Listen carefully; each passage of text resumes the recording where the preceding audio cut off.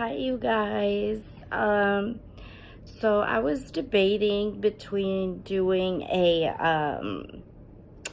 like another little get ready with me, and this time I wanted to do like a bright crazy color. That, or I was like, there's been a few things like I've been debating about, um I'm still trying to do the rape that occurred to me by two men in Brazil. I'm still trying to get that video out, but every time I try, it doesn't work so well. So I was like, okay, then should I talk about my ex-fiance and the things that went on there? And I ended up coming up to, because I am actually right now in lots of pain. I feel like crap, as you can see, and I thought, you know what, why not make a video of what I've said I would, but why not now, knowing that I feel so bad with my disease. It's called endometriosis. Now, if you see me look a little bit to the side, it's because I have my way of explaining what endometriosis is, but I do also want to go off, like what Mayo Clinic, whatever, has to say, just so you could get a little bit more of a range of what endometriosis really is. And as you can see, let me back you up a little bit. I am in bed. I have my big sweater on, but I have my heat pack wrapped around me, and then I usually have one wrapped around my back. The reason being, let's get started. So endometriosis is often a painful disorder in which tissue that normally lines the inside of the uterus grows outside the uterus. So typically when a female is supposed to, let's just say this is her uterus, down here is the vagina, normally it sheds monthly, her period, and she bleeds. Now with endometriosis,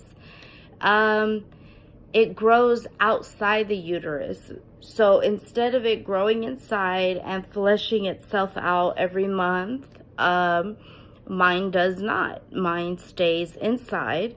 And it is common for, if you have endometriosis, and the only way you could be diagnosed, people, is by surgery. There is no test. So if people tell you there's a test they took and they have endometriosis, it's not true. The only way I was able to be diagnosed was by surgery. But anyways, so commonly when you have endometriosis, the cells that should be, the tissue that should have been lining inside and shed, grow outside. So it grows to your ovaries, it grows to your fallopian tubes, it grows outside of the uterus. And typically it's rare, and here I'm reading, it's rare that endometrial tissue may spread beyond the pelvic organs. But I'm that lucky one that it spread to my bladder and onto my intestines. So it has spread a lot. I've had now 4 surgeries. The first one was awful. The doctor perforated my uterus, burned too much of the endometrial tissue that, again, and I'll flip and show you guys a picture so you kind of get a little bit of a grasp. She burned too much around my bladder area, and your bladder's only so big, doesn't have much lining, and she just basically did way too much. So I had to leave a catheter inside of me to empty out my urine for about 2 weeks. because that doctor was concerned, one, with the perforation, meaning she cut my uterus open on accident, and I was bleeding really bad. So during surgery, she stepped out to tell my family what had happened. And then once I woke up, she let me know, look, I'm concerned that your bladder may fill up. You may not feel it, and so it could rupture. Something could go wrong. So I was left with a catheter. That was that. After that surgery, I was really hoping things like it would get better, but it didn't. It continued to get worse and worse and worse. And think of a Charlie horse in your leg. Think of that. Even think, Charlie horse or cramp, however, some people use different terms. In your leg, when you cannot move, it's just so painful, and you want to like hit it and make it just go away. That's how these cramps are. They are not typical normal female cramps. And before I was diagnosed, I would pop Midol like candy, just assuming, so this is period, this is cramps. No. So then it got worse as time went on, because I was with my then fiance. He's my ex now. And it really makes you feel less than a woman, because of two things. One is sex, intercourse is really, really painful. It isn't pleasurable for the female at all. Intercourse. Obviously there's other stuff, but the intercourse just, it's very painful, to the point of like, you want to just be in a fetal position and basically cry, get your back rubbed, and get a heat pack there ASAP. For anyone that's newly diagnosed with endometriosis, the heat pack is going to be your best friend. I promise you. And sometimes, like I said, so symptoms of it is painful periods. And it's painful to where it's not only, it extends your period. It's not just when you have your period. It goes on, just like PMS, before your period, you start with severe pain during you're having severe pain, and then after you're having severe pain. So about 3 weeks out of the month, you're in pain when you have it to the extent that I do, which is a severe extent, because mine continues to grow. I've had so many surgeries, treatments, and it just continues to spread. Another one is obviously, like I just said, pain with intercourse. It's also pain when you have a bowel movement and urination. And you may have excess bleeding. I don't. I actually don't bleed at all. It's weird, but then it's not, because if you think about it, what should be shedding out and bleeding as my period is actually all stuck inside of me and just swelling up with pain and stuck. There's nowhere for it to go. And then the final one, and that's just really sad, is the infertility. There is treatment for fertility, but still, I will open up and say I did have a miscarriage with my ex-fiance. And that was just really hard, it was really hard. And the reason it was really hard was because when I was losing the baby, my ex-fiance wasn't around. And this is where I'll get into another video about him. But he basically, I drove to his house because my gynecologist has said go immediately to the, I won't say what hospital, but immediately go to the emergency room. I'll meet you there. We'll probably have to do a surgery. And then if you're losing too much blood, you know, blood transfusion. So bring someone with you. I stopped at his house to get him as I'm bawling. And his family's there. His grandmother, bless her heart, prays for my stomach. And his mom's there, his sister. And they see I'm crying. They know that obviously it's not a good sign. And I go to wake him up. Because at this time, I had gotten out of work. And it was like 7:38, around there. And he basically, when I told him what was happening and that we had to get to the hospital ASAP, like immediately, he told me, excuse my language, but he said, fuck you, you stupid bitch. This is what you wanted. So I hope you're happy. Take yourself to the emergency room. And then that's when things kind of went downhill. They do get a little bit worse, and I'll get into that in another video. But obviously from there, I had to call my brother. I had to get my family involved to help me, since he didn't want to, as he should have.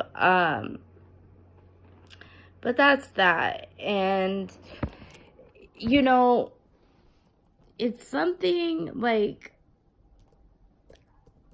I'm just trying to see, you know, like, anything that it says, but I mean, it just says, like, complications, infertility, obviously not being able to have children, ovarian cancer. Now, for me, I was treated with, it's called Lupron, and it's a chemo medication for men with prostate cancer. And if I'm thinking of everything properly, the doctor told me they give it to me to help decrease my hormone levels from producing so much of the endometriosis inside. And that treatment, typically they said, is 3 months. I got it 7 months, twice. And it made me really sick, and it put me through menopause. So you could imagine, I feel old, but I mean, you know, younger, like hot flashes, weight gain, the mood swings. I mean, just everything. Like, on top of having this disease, then you have to go through the process of everything. And then now they have me on hormone replacement therapy. And that's just supposed to help with the pain. And then due to the severity of my pain, I see another specialist doctor that deals with that, with the pain. It sucks. Like, I'm not gonna lie to you. It sucks. Because as a female, with any guy, like, you know, eventually it's gonna be that time. Like, okay, our first time in bed together. It's gonna be amazing. Maybe awkward, but still in the end, it'll be okay. And for me, it's like, I can't, because I can, but I mean, I went through so much pain with my ex-fiance attempting to get pregnant, and I would be just in excruciating pain. And it was all for him and myself to hopefully have a child that we ended up not having. And just as a woman, you feel, when you talk to other girls and other women, not girls, you see their relationships, you see how they are with men, or, you know, their sexuality, and it's like, dang, that sucks. Like, I can't be like that. I can't be normal like that. And it makes you feel weird. It does. And, you know, it's like, it's just a constant. It's never something that just will go away. It's a constant thing. And you're like, ugh, you know, you just try so hard to be like, I'll get through it, I'll get through it. But it's like you're sitting here with heat packs, you're in pain, nothing's helping. And the only thing I could think of is get a hysterectomy. I don't have children. My only baby is Star. And that's it.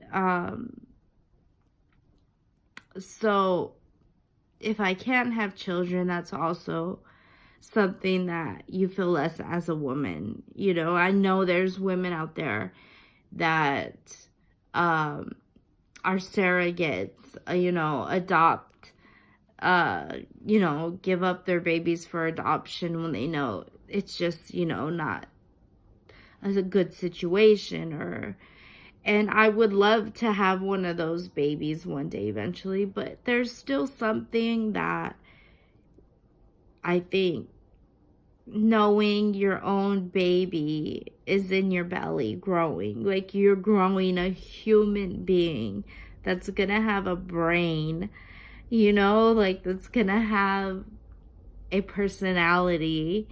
And it's like feeling them kick for the first time, hearing the heartbeat. It's just, it's a supernatural miracle that like only us women can do. And to not be able to due to this disease, it sucks, you know. I mean, are there chances? Yeah. But have I been told that mine are slim? Yeah. And, you know, it's just a shitty disease, to be honest with you, because at this point, there's no cure. They're starting to finally actually talk about it a little bit more. Like, I've seen commercials on TV where it's like the girl sitting on the, you know, the gynecological table talking to the doctor, like, oh, so your periods are fine, you know, everything's good. And then she ends up saying, like, you know what, no, like, I could barely move with my periods, and sex is extremely painful. Like, it's finally coming out more that it is truly a sad disease. And I know I've heard Hazley the singer talk about her story, but she was lucky. Hers wasn't that bad. She was able to recover with one surgery, as well as Sarah Hyland. I could be totally screwing up her name, but the girl from Modern Family, the you know, the older sister, the prettier one, which whatever, I think they're all cute, but I'm just saying, her, she had endometriosis. I believe she had the surgery and she's been okay. But I believe there was a statement from her. So again, this is all what I'm just saying. Like, I'm not saying verbatim what they said. I can't remember exactly. But I know that she said it was the worst thing to have was endometriosis, because you are suffering daily. And daily suffering, it leads to depression and anxiety, and just makes you feel less of a person with whatever your disease may be. Mine has to do really, really with female reproductive organs. So as a female, I feel less than, and I feel like guys will look at that too as like just like I don't know, like something I'm not good enough. Like, they could find a girl that they can have intercourse with all the time and not even think once if she's in pain, or if she's laying there crying in bed because she's in so much pain. It's like, oh, well, I have a girl that doesn't have that, so I don't gotta deal with that. Whew, you know, like, thank God. And it just sucks, because then it starts to make you really just feel that you're out of place in your own body. It's weird. But living with endometriosis sucks. I'm not gonna sugarcoat it, not for anybody. It sucks.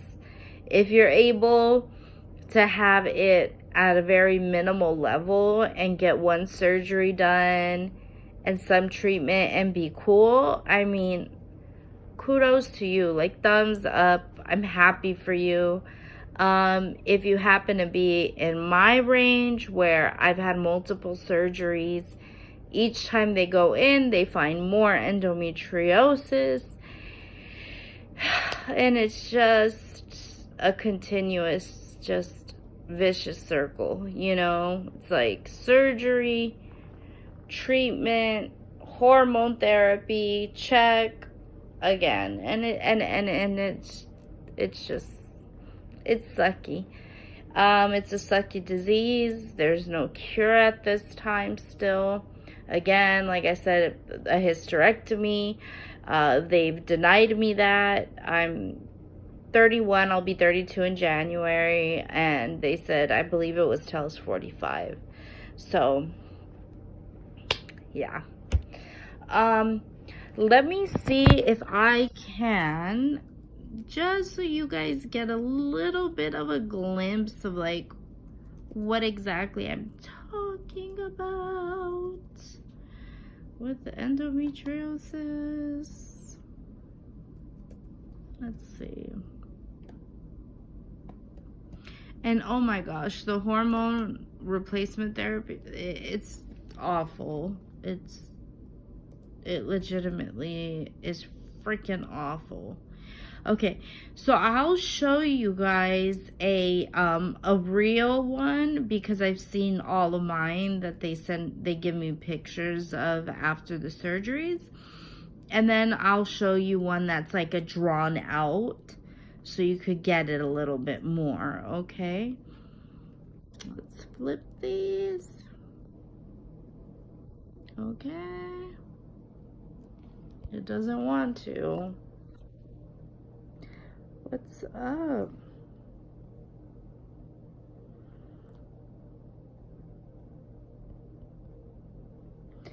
It doesn't want to. What's going on?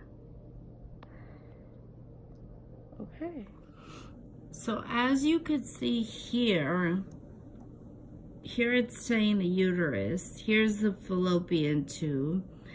And these black dots everywhere that you see, that is the endometriosis that grows. As you can see here, all of the lining that they're talking about, there are these cells that just, they grow and they cause so much havoc. Like, it's the worst. And I'm trying to find a decent, like, this one's saying, you know, how you feel at this stage. And I have, you know, it's just crazy. I'm not gonna tell you all that. But this one, if you could see here, so here's the uterus, here's the fallopian tubes, here's gonna be your ovaries, there's the vagina. Here in the back you see rectum, small intestines, colon, so all that stuff in the back. And then in the back you got your bladder. Now all these black dots that you see everywhere on the intestines, everywhere, the uterus, the rectum, the ovaries, the bladder, everywhere, that's how mine is. It's all over the place. And that's what causes me severe pain. A normal one should just look somewhat like this, but again, without any of these spots, which are endometriosis that should be shed down here and is grown other places. So yes, I just wanted to give you guys a